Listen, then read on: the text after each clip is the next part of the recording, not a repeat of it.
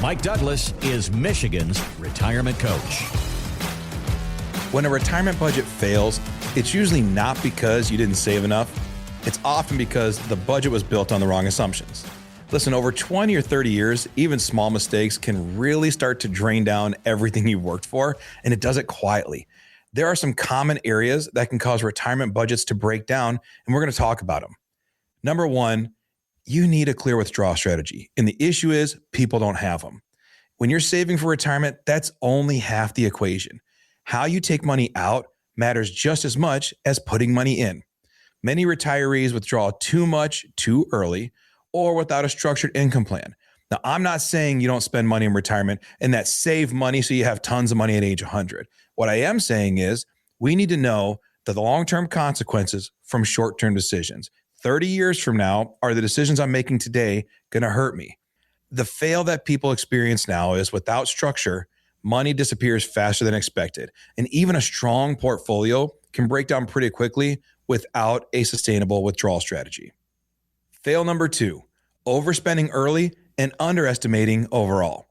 A study found that while 55% of pre-retirees expected lower spending, many retirees actually spend the same or more than they did while they're working, particularly in these early years. Travel, hobbies, lifestyles, and in a lot of people, gifting to grandkids and spending money now that you have time with them can increase spending in the go-go years. Those first years, I'm healthy, I'm vibrant, I'm retired, I want to do all these things, and yet I still have the same home bills. So rather than going to work every day, you go spending and traveling, which is great. It's beautiful, but it's not the same as what you were spending while you're working. So understand that that's an issue.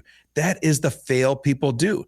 They start with unrealistic expectations, and spending heavily early can create a gap that compounds over time. Fail number three, healthcare and unexpected expenses. Healthcare is one of the biggest retirement expenses and one of the most underestimated. The average retired couple, they may need $300,000 plus for healthcare alone in retirement.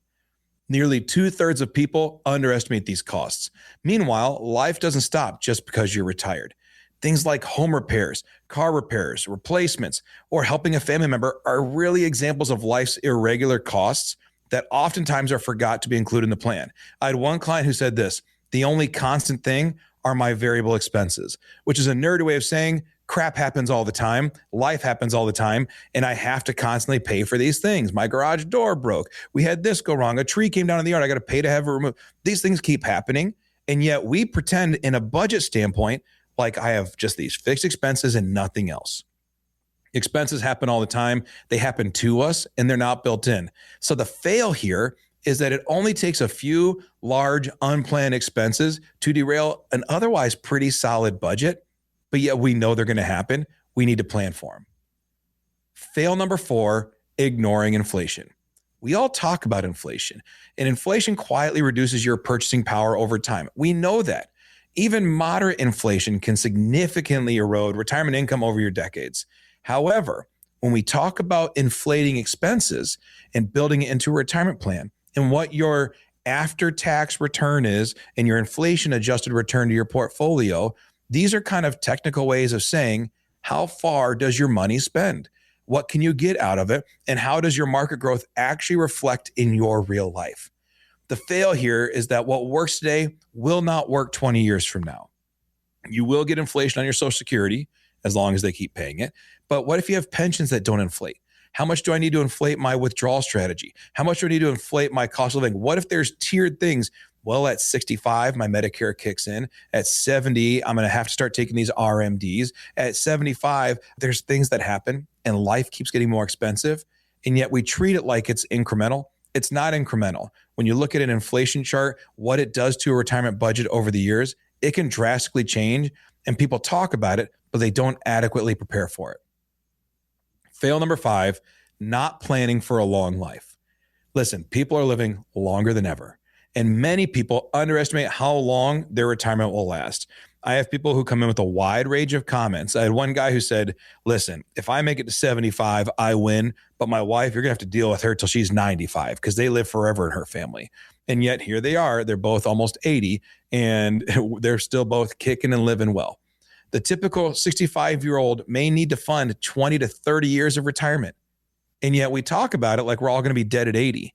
It is more and more common to see a couple make it to 80 and to see someone make it to 90, if not even higher than that. My grandpa is 96 right now, and he's still doing pretty well for 96. He's got stuff going on, but he's 96. He should. People are living longer and longer, and yet if you build a 10 to 15-year retirement and you outlive it, that's going to be a problem. The fail here is the longer you live, the longer your money needs to last, and many plans simply don't account for the extra time.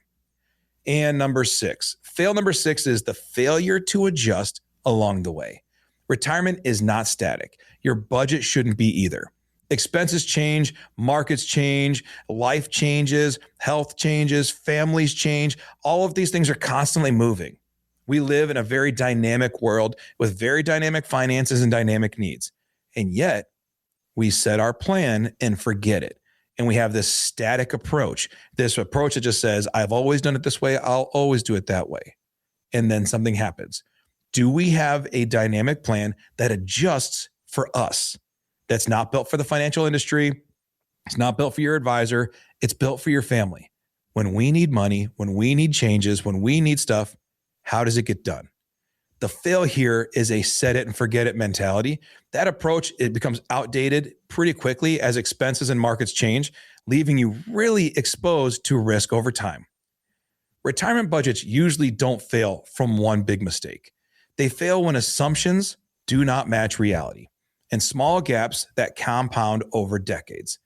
If you want to ensure that your plan, your budget, your retirement will hold up in the real world, we can help you build your own retirement game plan.